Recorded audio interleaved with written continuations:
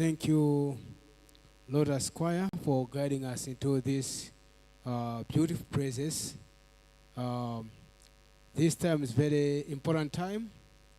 Also, whereby we will have a chance to listen to the word of God.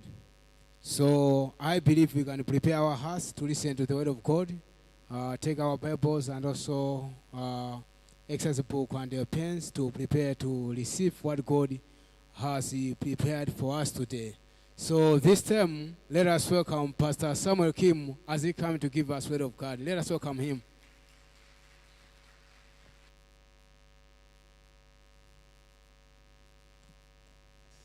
Good morning, everyone. Yes, welcome to our Sunday service. We're also joined by our new IF Academy students this morning. It's time to listen to the Word of God. Prepare your hearts, and I hope that you can receive the heart. Let us first open to one passage in the Bible, Genesis chapter 4.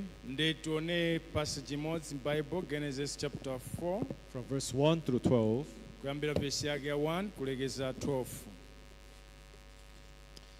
Genesis chapter 4 from verse 1 through 12. Genesis chapter 4 verse 1 kulegeza 12. If you don't have your Bibles, you can look at the screen. Now Adam knew Eve his wife, and she conceived and bore Cain and said, I have acquired a man from the Lord.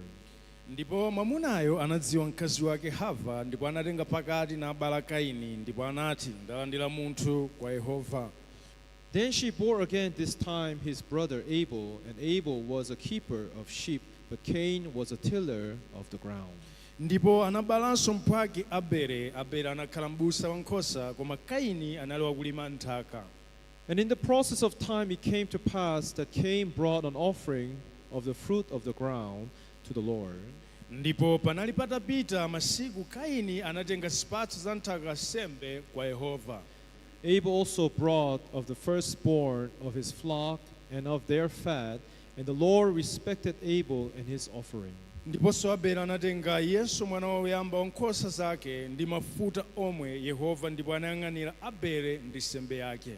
But he did not respect Cain and his offering, and Cain was very angry, and his countenance fell.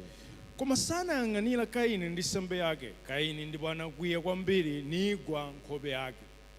So the Lord said to Cain, why are you angry, and why has your countenance fallen? Ndipo Yehova anati kwa Kaini, ukwiyiranji, yakwiyiranji nkhope yako. If you do well, will you not be accepted? And if you do not do well, sin lies at the door, and its desire is for you, but you should rule over it. Ukachita bwino sudzalandiridwa, kodi ukaleka kuchita bwino uchimo udzabwatamo pa khomo. Kwa iwe kudzakhala kulakalaka kwake, ndipo iwe udzamulamulira iye. Now Cain talked with Abel his brother, and it came to pass when they were in the field that Cain rose up against Abel his brother and killed him. Kaini ndipo ananena ndi Abele mpwake, ndipo panali pamene anali kumunda, Kaini anamuukira Abele mpwake namupha. Then the Lord said to Cain, where is Abel your brother? He said, I do not know. Am I my brother's keeper? Yehova ndipo anati kwa Kaini, ali kuti Abele mpwako? Ndipo anati, sindidziwa, kodi ndine woyang'anira mpwanga? And he said, what have you done? The voice of your brother's blood cries out to me from the ground. Ndipo anati, wachitanji? Mawu a mwazi wa mpwako andifuwulira ine kunthaka. And he said, so now you are cursed from the earth, which has opened its mouth to receive your brother's blood from your hand. Ndipo tsopano ndi wotembereredwa kunthaka imene inatsegula pakamwa pake kulandira pa dzanja lako mwazi wa mpwako. When you till the ground, it shall no longer yield its strength to you. A fugitive and a vagabond you shall be on the earth. Pamene udzalima pa nthaka sidzaperekanso kwa iwe mphamvu yake, udzakhala wothawathawa ndi woyendayenda pa dziko lapansi. Up to verse 12, we have read. Kufikira verse ya 12 tawerenga. Once again, good morning, everyone. kachikena mmawa bwino nonse. Yes, I'm very glad to meet you. Glad to see you. Nzokondwetsanso kuonani. This morning we read the Genesis chapter 4, the story about Cain and Abel. Nditawerenga Genesis chapter 4 nkhani ya Kaini ndi Abele. Everyone, do you know what is the will of God? Kodi mukudziwa chifuniro cha Mulungu nchani?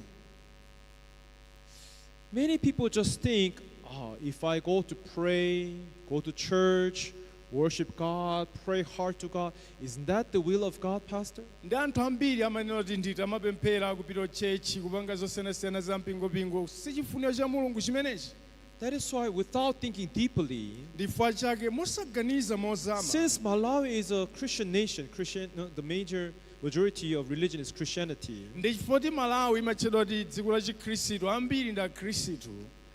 It is obvious people go to church, having service, praying, praising to God. Ndi nzodziwikiratu anthu ambiri amapita chechi kukapemphera kumuimbira Mulungu. So people are thinking that, I am doing the will of God right now. Ndi anthu akamachita zimenezi amaona kuti akuchita chifuniro cha Mulungu.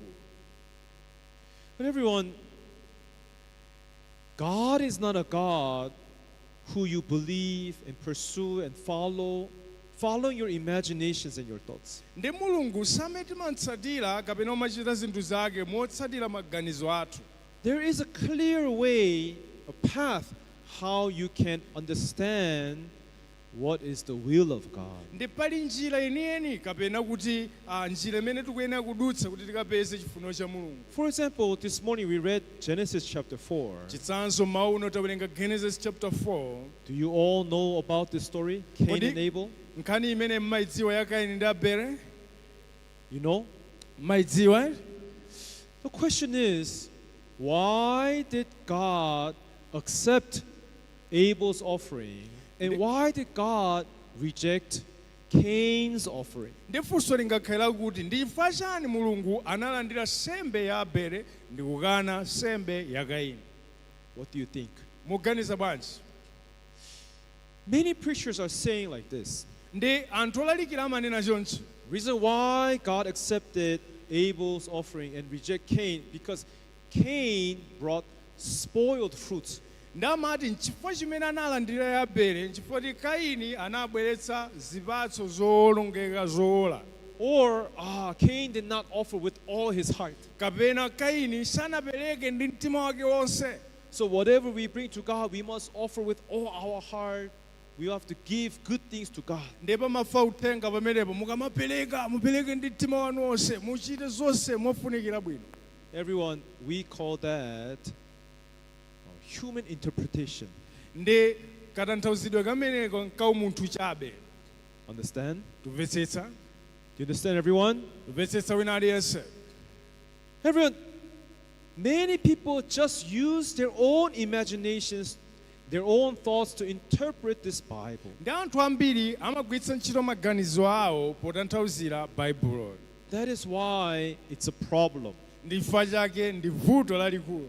Today, although many people in Malawi go to church, Ndi lero lino ngakhale anthu aku Malawi amapita chechi ambiri. because they have a faith based upon their own interpretation. Ndi chifukwa ali ndi chikhulupiriro chodalira pakatanthauzidwe kawo ka zinthu. They interpret the Bible with their own knowledge, their own thinking. Amatanthauzira Bible ndi chidziwitso chawo ndi kaganizidwe kawo. They do not come to realize what is the real, the true will of God. Ndi sazindikira chifuniro chenicheni cha Mulungu nchani.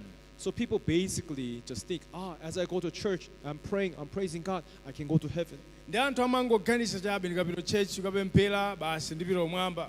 Everyone, because you go to church, Ndi chifukwa kuti mupita chechi, because you praise to God, chifukwa kuti mupemphera kwa Mulungu, it does not mean that you will be accepted in heaven. ndi sizitanthauza kuti mukalandiridwa kumwamba. If you see in the book of Matthew chapter 7, Ndi mukaona Matthew chapter 7, Matthew chapter 7 verse 21, Matthew chapter 7 verse do you 21, know what Bible says? mudziwa zimene Bible likukamba? Let's read all together. Tiyeni tiwerenge tonse pamodzi. Ready? Tikonzeke. Begin. Tiyeni tiyambe. Not Siyese everyone who says to wakunena me, Ambuye, Lord, Ambuye, Lord, shall amene enter the akalowa kingdom of heaven. mfumu wakumwamba. But he who Koma does the yekhayo will of my Father in wakuchita heaven. chifuniro cha Atate wakumwamba. What does Bible say here? Nde Bible tichani? Because you call out the Lord, Lord, the name Lord. Ifoti mwitana Ambuye Ambuye dzina loti Ambuye. Who are the people who call out the name Lord, Lord? Ndi ndani amene amayitana Ambuye Ambuye? Obviously, people who go to church, Ndi anthu amene amapita people who church. believe in God, Amene amakhulupirira mwa people Mulungu. who respect God, praise God. Amene amalemekeza Mulungu amamuimbira. The Bible says, Koma Bible likuti although you call on His name, Lord, Lord, ngakhale muyitane pa dzina lake Ambuye Ambuye. not everyone will enter into the kingdom of heaven. Dauti siyese oteroyo amene akalowa ufumu wakumwamba. Is that right? Si choncho? Are you reading this with your eyes? Mukutha kuziona zimenezi masomo anu? IF Academy students, Ma students, in here you have to answer loudly. ndiye ndikafunsa muziyankha mwamphamvu. Do you understand? Tumvetsetsa? Yes. If you answer like that, I preach for 2 hours. Ndiye mukamachepetsa kayankhidwe kanu ngati kuti simunadye bwinobwino ndi zilalika If you 2 answer hours. loudly, I'll preach very briefly. Ndiye mukayankha mwamphamvu zilalika nthawi yocheperako. Do you understand? Mumvetsetsa? I think you want to listen for 2 hours, okay? Amufuna mumvetse 2 hours eti? Do you understand, everyone? Mumvetsetsa? 50 points for answer. Muli chapa 50.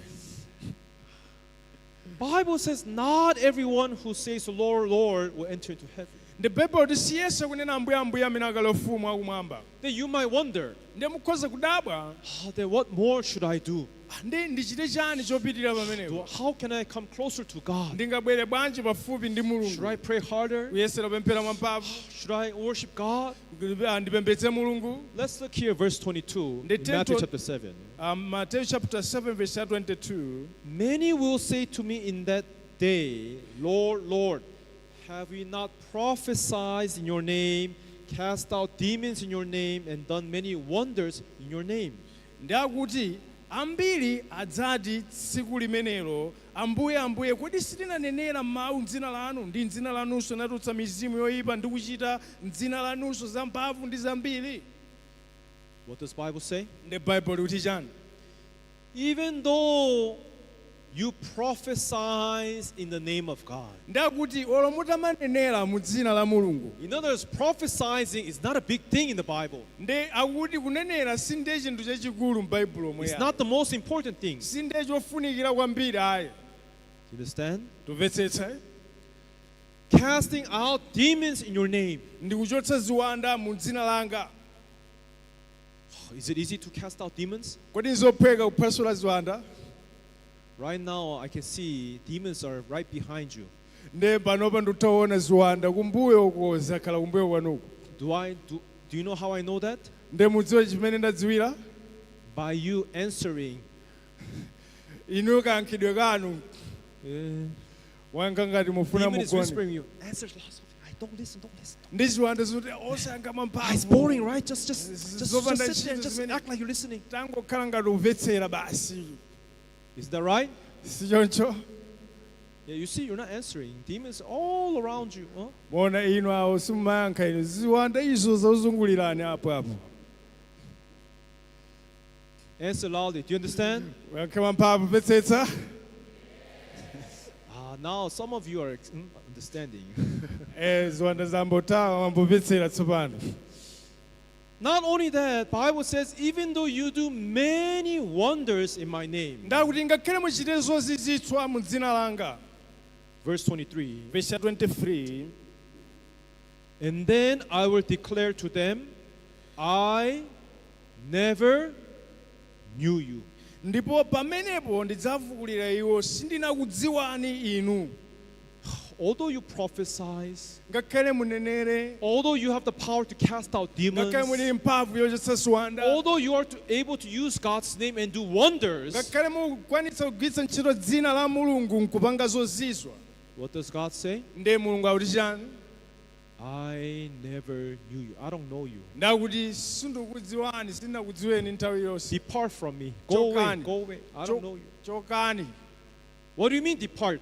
Ndi akati chokani tanthauza Does that mean that you'll be accepted to heaven? mutanthauza kuti mwalandiridwa inuyo kumwambako. Meaning that, sorry to say this, but go to hell. Mwanjira ina akunena kuti pitani ku Gehena.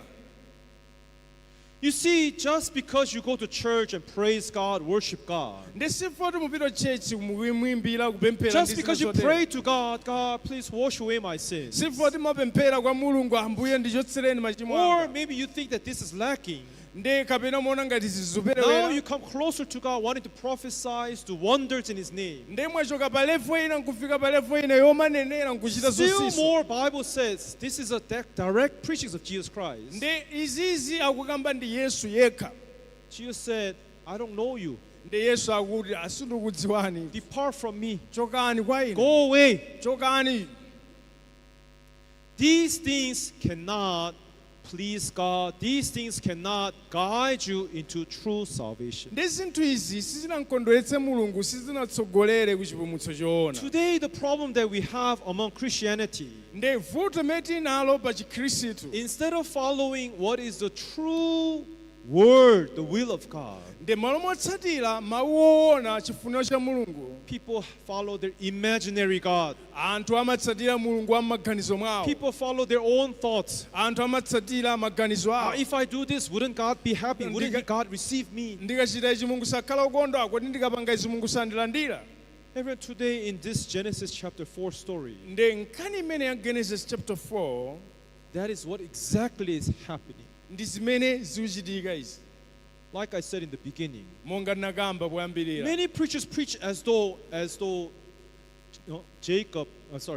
Cain, he offered without his heart, spoiled the fruits. Ndi anthu amaganiza ngati kuti Kaini sanapereke zipatso zabwino anapereka zowola. Why? That is a nonsense. Ndi chifukwa chani zimenezo nzopanda pake. Meaning that he brought a spoiled things or not good things. Does it mean that he wants to receive the blessings or he does not care?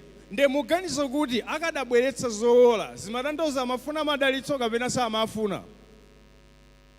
Is he really interested in receiving blessings? Muganizo akadabweretsa zowola zimatanthauza afuna madalitsodi? No. Ayi. Then when he was rejected by God, Ndi mmene anakanidwa ndi mulungu. why did he become so angry? Ndi chifukwa chani anakwiya ngati anabweretsa zowonongeka. So angry enough to even wanting to kill his own brother. Ndi kukwiya mpaka anakufuna kupha m'bale wake. What does that mean? Ndi zitanthauza chani? He had high expectations about this. Mwanjira ina anali chiyembekezo chachikulu mu mtima mwake. For sure, Many- God will respect my offering. Mmene ndaperekeramo mulungu akalemekeza. When I zimene. see my offering is 100,000 times better than Abel's offering. Ndikaona chopereka changa ndi 100,000 times kuposera cha Abele. If God denies this, it's impossible. Mulungu akakana izi zosatheka Because this is the best. This is what he should respect. chifukwa ichi ndiye cha mtengo wapatali chimene I akuyenera have used kuchilemekeza. all my power, strength, and energy to bring these offerings to God. Ndagwiritsa ntchito mphamvu yanga yonse kuthekera kwanga konse kuti nditulutse sembe imeneyi. Isn't that right? Sichoncho? Isn't that right? Sichoncho wina aliyense. If he's a person who does not care about the blessing, Ngati ndi munthu amene sakusamala za madalitso, why would he even care? Why would he even get angry over Abel? ndi akanakwiya bwanji kukwiyira Abele? Well, you can see he got so angry that he even killed his own brother. Ndi Right? mukhoza kuona wakwiya mpaka anapha m'bale wake. Sichoncho? What does that mean? Zitanthauza chani? For sure, Cain believed that his offering should be the one to be respected by Ndi God. kwathunthu Kaini amakhulupirira kuti sembe yake ilandiridwa ndipo ilemekezedwa. But what is the result? Koma cholinga chake ndi chani? God rejected Cain and his offering. Ndi mulungu akukana Kaini ndi sembe yake. Now then, the question is, Ndi funso ndi lakuti, I'm not here to just tell you the story. ndi sindili pano ngokuwuzani nkhani. What is the spiritual meaning that is underneath this story? What is the Bible trying to teach us? Ndi tanthauzo la uzimu ndi chani? Bible ifuna liphunzitse chani? Everyone, first of all, we need to know why God respected Abel and his offering, and why God rejected Cain and his offering. ndi choyambirira timvetsetse chifukwa chani akulandira nsembe ya Abele chifukwa chani akukana nsembe ya Kaini. Do you want to know the reason why? Mufuna mudziwe chifukwa chake? Let's turn to one book in the Bible, in the book of Hebrews chapter 11. Nditeni tione Aheberi chapter 11. Now, Hebrews chapter 11 talks about people of faith. Ndi Aheberi chapter 11 imakamba za anthu achikhulupiriro. How God, when God gave this Bible to us, God gave all the answers in the Bible. Ndi mmene Mulungu analipatsa Bible, Mulungu analipatsa mayankho onse m'Bible. Hebrews chapter 11 verse 4. Aheberi chapter 11 verse 4. So if you want to discover the spiritual meaning, Ndi ngati mufuna mupeze tanthauzo la uzimu, you need to search the Bible well to discover exactly what the Bible is trying to say. ndi muyenera kusaka m'Bible ndi kumvetsa kuti Mulungu akukamba chani. Every word has a matching mate, Bible says. Ndi mawu aliwonse ali ndi azake ofanana nawo. So if you want to find the answer why God respected Abel's offering, Ndi ngati mufuna mupeze nchifukwa chani Mulungu walemekeza nsembe ya Abel, here in the New Testament, Hebrews chapter 11 verse 4 says like this. ndi Aheberi chapter 11 verse 4 kukamba chonchi. By faith Abel offered to God a more excellent sacrifice than Cain. Ndi chikhulupiriro Abeli anapereka kwa Mulungu nsembe yoposa ija ya Kaini. Everyone, what was the reason why God respected Abel? Ndi chifukwa chani walemekeza Abeli Mulungu? Now let's get this clear. Nditeni tione izi mozama. Was it the strength of Abel that was greater than Cain? Kodi ndi mphamvu ya Abeli inali yamphamvu posa ya Kaini? He had more stronger power than Cain? Kodi anali ndi mphamvu zambiri kuposa Kaini Abeli? Did he use all his heart? Kodi anagwiritsa ntchito mtima wake wonse? If you read this well, it Dem- has nothing to do with the ability of Abel. Ndi mukaona motsata bwinobwino nkhani sinali mphamvu kapena kuthekera kwa This Abeli. has nothing to do with Abel's capacity. Sinali nkhani ya kuthekera kwa Abeli ayi. Only reason why God respected Abel's offering was because the offering itself was excellent offering. Ndi chifukwa chimene analandira nsembeyi chifukwa inali ya mtengo wapatali In nsembe. other words, it was what God wanted. Mwa njira ina inali nsembe imene Mulungu amafuna. Do you understand? Tumvetsetsa. Do you understand, everyone? Tumvetsetsa wina aliyense. It's exactly what God wants. Ndi chokhacho chimene Mulungu amachifuna mwachindunji. Now, everyone, let me ask you one question. Ndi ndikufunseni funso lina. What does the Bible say? How do you receive faith? Ndi Bible limati chani kuti malandira bwanji chikhulupiriro? How can you get faith? Mungalandire bwanji chikhulupiriro? Oh, Pastor, I know the answer. Andudziwa abusa. By doing the will of God. Pochita chifuniro cha Mulungu. Almost 99% of people speak like that. I know the will of God. Pafupifupi anthu 99 pa 100 tilankhula choncho akuchita chifuniro cha Then I Mulungu. ask, what is the will of God? Ndi ndakufunsani chifuniro cha Mulungu Go to chani? church, Kupita pray church, hard, kupemphera, keep the commandments, kusunga malamulo, help the poor, help the kuthandiza anthu needy. osauka, kuchita zabwino. Almost all the people answer like that. Anthu ambiri amayankha choncho. Remember, that is not will of God. Chimenecho si chifuniro cha Mulungu ayi.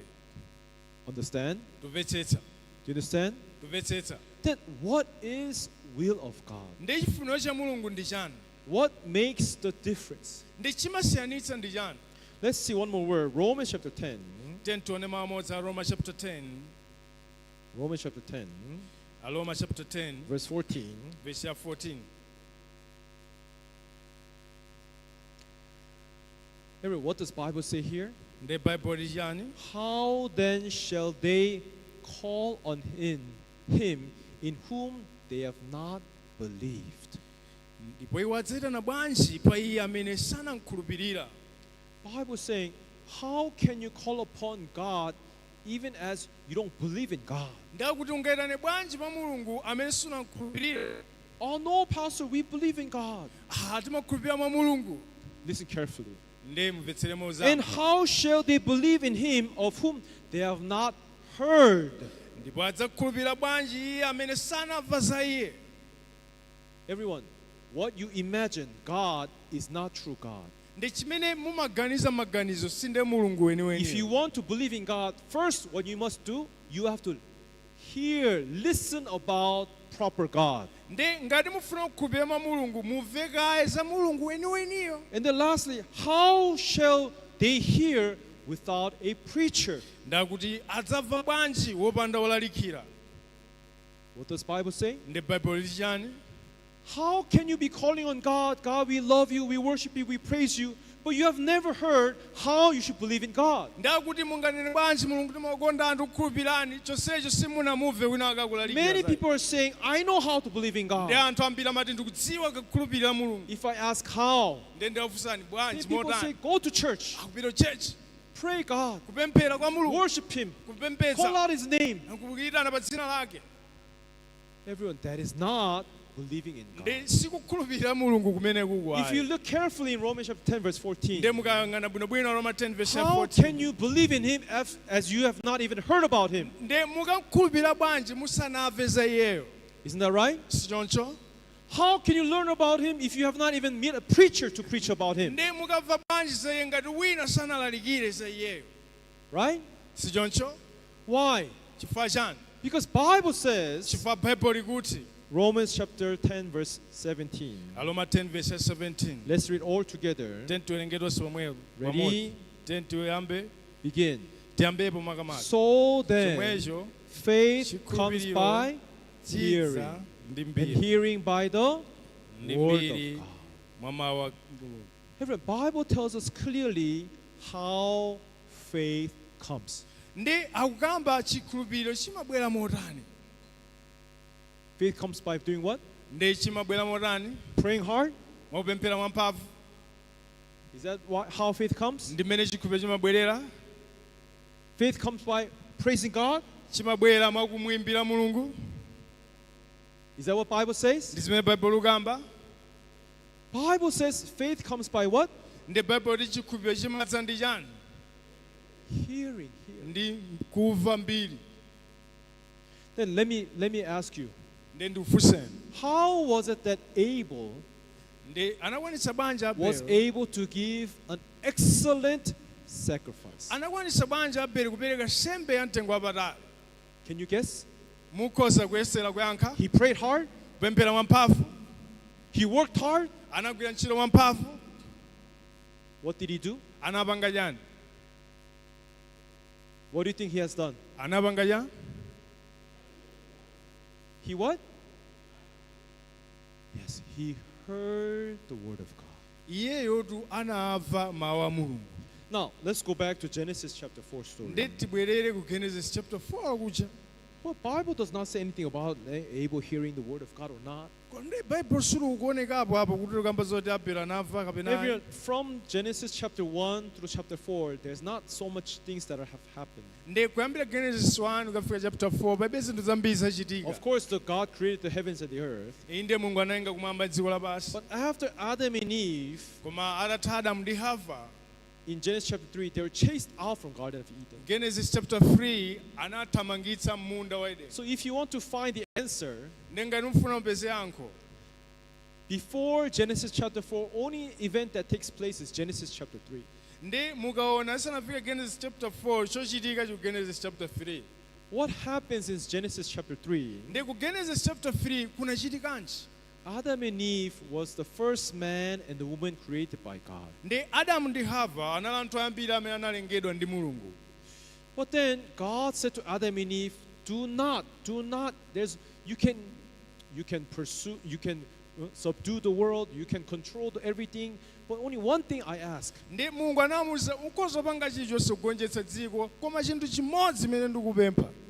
Do not eat the tree of knowledge of what? Good and evil. Ndakuti usadye mtengo wodziwitsa zabwino ndi zoyipa.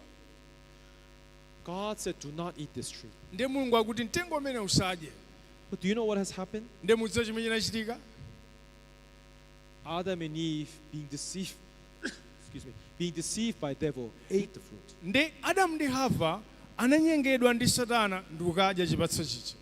And because of disobeying the word of God, ndi chifukwa chakusamvera mawu a mulungu God had put a curse upon Adam and Eve. mulungu anayika temberero pa adamu ndi And hava then they chased them out. ndi kuwachotsa m'munda muja. You know this story, right? mudziwa nkhani imeneyi si choncho? Our students in the back, do you know this story? mudziwa mastudenti nkhani imeneyi? Yes. Inde. Probably everybody knows this story. aliyense amadziwa nkhani imeneyi. But everyone, if you look carefully inside the story, ndi mukaona mosamalitsa mkati mwa as you nkhani know, there's three characters. ndi muli anthu atatu. One, woyamba the serpent who came to deceive the woman. njoka imene inabwera kudzenyenga mzimayi. Is that right? si choncho? God cursed the serpent. ndi anatemberera njoka imeneyi. Because you have done this, chifukwa wachita izi you crawl on your belly, uziyenda ndi pa mimba. right? si choncho? And you will hurt the heels of the woman. ndipo udzafunafuna kuthana ndi chitende cha And the mbewu ya woman will mkazi. hurt your head. ndi mbewu ya mkazi idzaponda mutu wako. Second character that comes out in the Bible. Second character, ndi mtenga mbali woyambirira njoka. the woman, wachiwiri mkazi whose name is Eve. amene anali hava. God cursed Eve. ndi mulungu akumtembereranso hava. What was the curse of God? ndi tembere la hava inali chiya? Because you have done this, chifukwa wachita ichi in pain you shall labor. ndakuti udzamva kuwawa pakubala. Our ladies who are delivering babies these days, you have a lot of pain, right? ndi inu amene mabereka mmamva kuwawa kwambiri si choncho? Pain the husbands do not know, right? azibambo sazidziwa iyayi. Isn't it? si choncho? Well, don't blame us. ayi vuto sifeyo Blame iyayi. Eve. vuto ndi hava. Because of Eve, that pain came to us. ndi zimene zanaziyambitsa ndi hava. The third character koma wachitatu mtenga mbali is who? ndi ndani? Adam. adamu. To Adam, God has cursed him. ndi kwa adamu mulungu antemberera.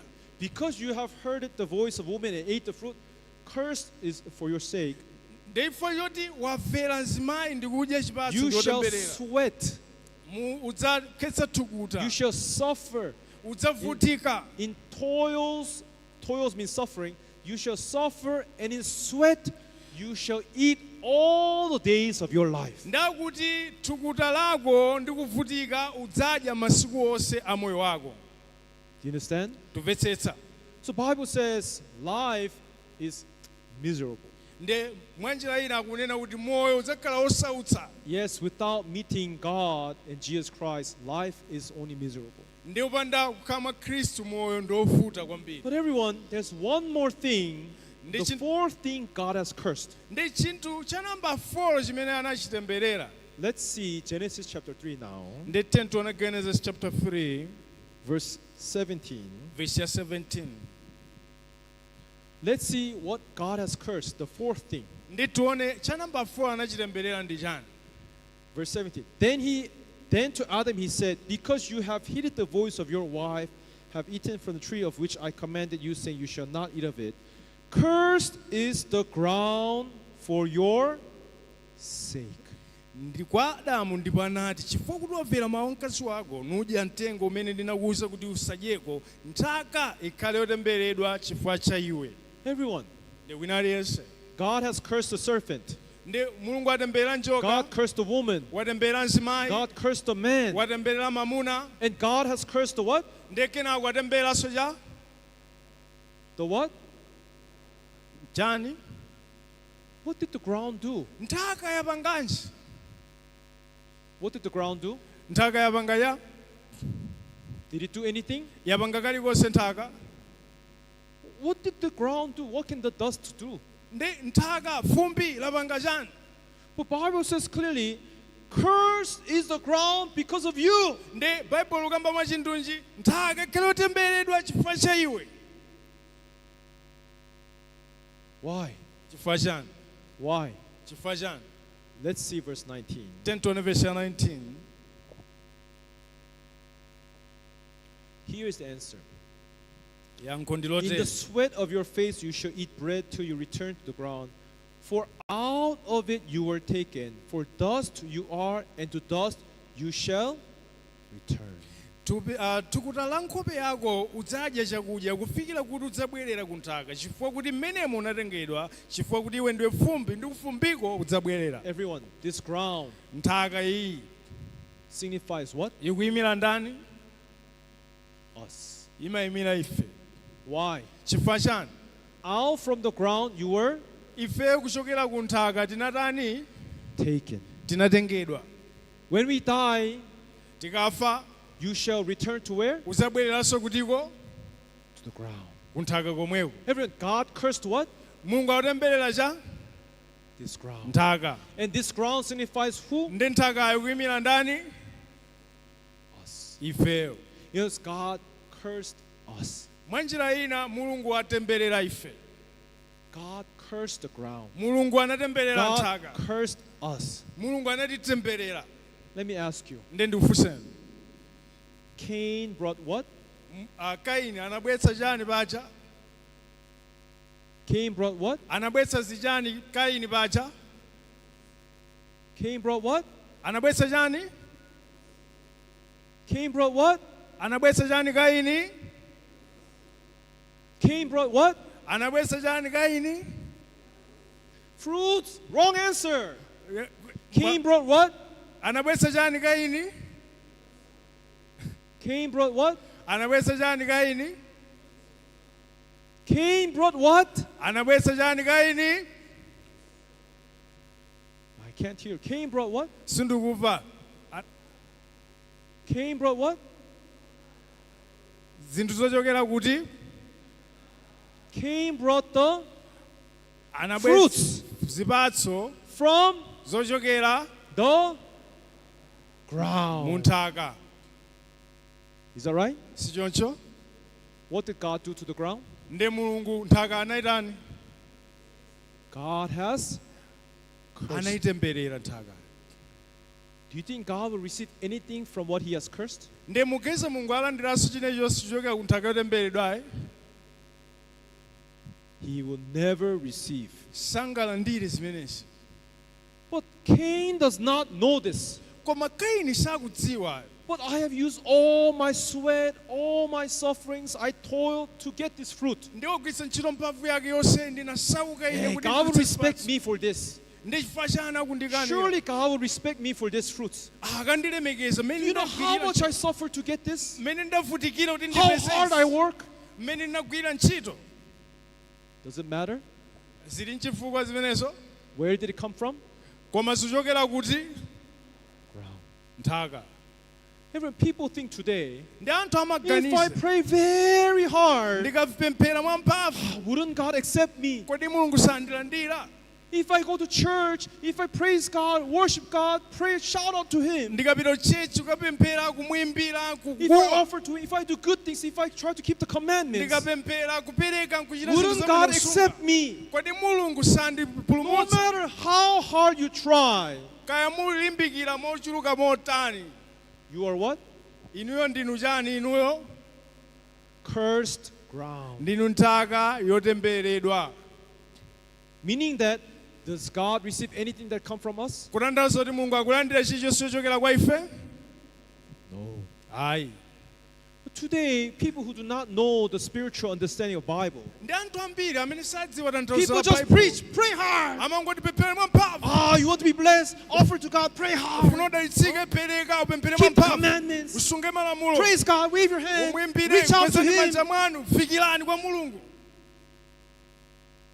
Everyone, that's why it's spoiling the Christianity. Ndi anthu akuwononga chikhristu. Without even understanding the spiritual word of God. Mosamvetsetsa tanthauzo la uzimu la mawu a Just because Mulungu. you pray hard, you can go to heaven? Chifukwa kuti mwapemphera mwamphamvu mukapita kumwamba? Can you? Mukoza? No. Ayi. What does Bible say? Ndi Bible chichani? Faith comes by Chikhulupiriro chitsa ndi chani? hear. Ndi mbiri. Hearing the Kumva chani?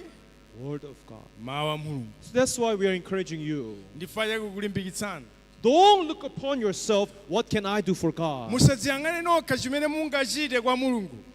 Instead, we need to open our hearts to receive what is the true word of God. ndi tifunika titsekule mitima yathu nkumvetsetsa mawu If you mulungu don't ali know chani. what that word of God is, ngati simudziwa kuti mawu mulungu ndi you chani have to listen carefully ndi mwene mvetsere mosamalitsa so that you kwambiri can receive that word to find true faith. ndi ndikulandira mawu amenewa kuti mukapeze chikhulupiriro choona. Everyone, do you understand? tikumvetsetsa wina aliyense. Then, in the other hand, how did Abel bring this firstling from the flock? ndi Abele anabweretsa bwanji kuchokera ku nkhosa.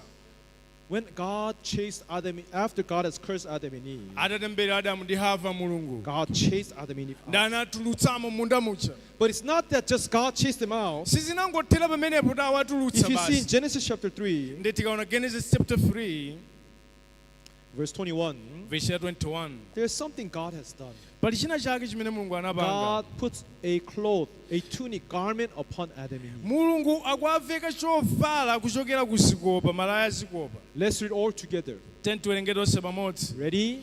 tikoseke Begin. tiyambepo. Also Yehova for Mulungu Adam and his anapangira wife, Adamu ndi Lord mkazi God wake made tunics malaya of skin azikopa and clothed them. nawaveka iwo. What is it that God has done before chasing Adam and Eve out? nde kupatula kuwathamangitsa china chimene mulungu anapanga nchani. God clothed them. asanatulukemo anaveka zovala. Made of what? chopangidwa ndi chani? Made of what? zovala zopangidwa ndi chani? Skin. zikopa. Right? sichoncho. So as Adam and Eve came out from Garden of Eden, ndi mmene Adamu ndi Hava akutuluka m'munda mucha. the two children were born, Cain and Abel. ndi ana awiri anabadwa Kaini ndi Abele.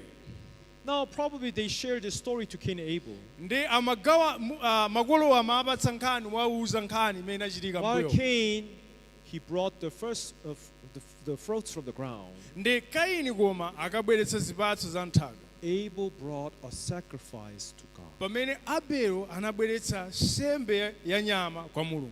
This was a sign of forgiveness to Adam and Eve. ndi nsembe ya nyama inali chizindikiro chikhululuko cha Every machimo Bible kwa says Adamu ndi Hava. wage of sin is what? pota uchimo ndi chani pacha? Wage of sin is what? pota uchimo ndi chani? Death. Imfa. A sacrifice is needed. mwanjira ina pakufunika paphedwe So nsembe. as you see, when God chased Adam and Eve out, God showed a forgiveness by clothing them of skin cloth. ndi mulungu powatulutsa mundamo anaonetsa njira yachikhululuko pakuwaveka This chikopa was cha nyama. always, ndi imayenera ikhale this is choncho. was always the way of God showing His forgiveness to people. nthawi zonse imayenera ikhale njira ya chonchi yoyonetsa chikhululuko kwa anthu mulungu.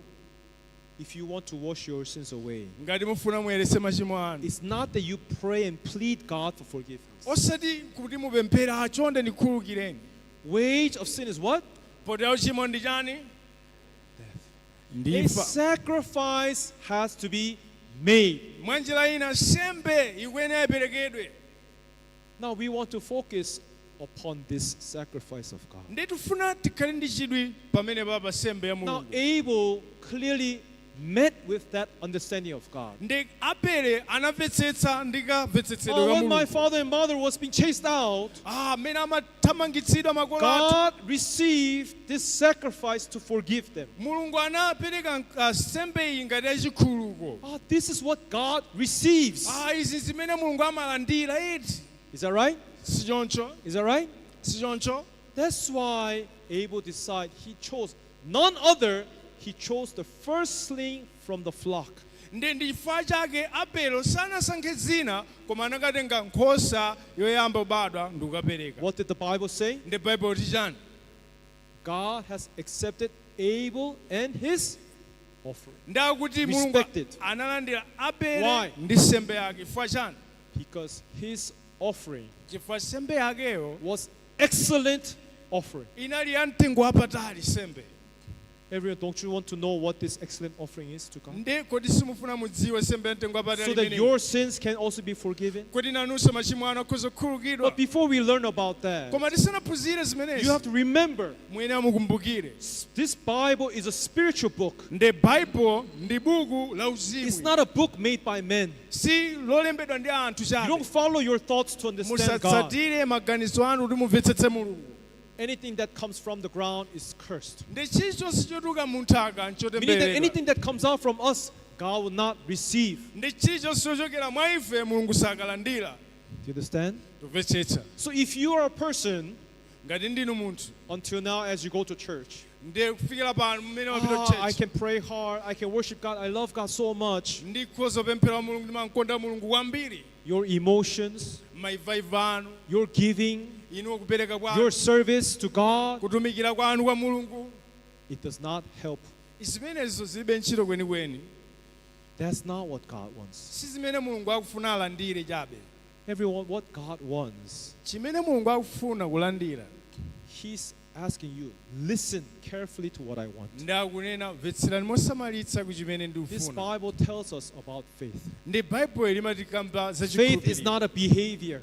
Ndi chikhulupiriro si khalidwe It's not chabe. an act. Si ntchito yochitika It's not an chikhulupiriro. act of going to church, sitting there praying to God. That is not faith. Ndi chikhulupiriro sikubwera kuno nkukhala pasi nkumamvetsera Yes, we kapena do kuti- this because of thankfulness, the Ye- grace we have received. Inde timachita ichi chifukwa choyamika chisomo chimene But you tinalandira. can be sitting there already, your minds are somewhere else, then that Koma person is not serving God. zothekanso kukhala pamenepo maganizo anu ali kunja akuyendetsa zina kunjako. That actions, Ndi ntchito that yobwera. behaviors will not make you to become righteous. Ndi khalidwe lochitachita choncho sikupangani kukhala olungama ayi. Do you understand? Tumvetsetsa. Every you need to know more deeply about the Word Ndi of God. muyenera kudziwa mosama kwambiri. We can find faith inside His Word. tikhozopeza chikhulupiriro mkati mwa Now, mawu. through our church, through our service, Kudzera mchechi athu. we are guiding service people athu. so that they can discover these true words of God. Ndi tutsogolera anthu takhoza kupeza mawu a Mulungu So woona. you can have true faith. Kuti mukhozopeza chikhulupiriro choona. As we continue on, surely you come to understand. Ndi mmene tipitiriza mukamvetsetsadi. But because of time up to here, Ndi chifukwa cha nthawi kulekeza pamenepa Let's pray. tiye tipemphere. Father God, thank you for giving us this time. Ambuye zikomo potipatsa nthawi iyi. Today we have learned the difference between man's thoughts and God's ways. Ndi lero tamva kusiyana kwa maganizo a munthu ndi chisomo chanu. People intend to serve God with what they know, their knowledge, with what they can give to God. Anthu amatumikira Mulungu ndi zidziwitso chawo ndi zimene akhozopereka kwa Mulungu. But these things cannot please you, Lord. Zinthu izi sizingakukondweretseni. Instead, there is something that you want.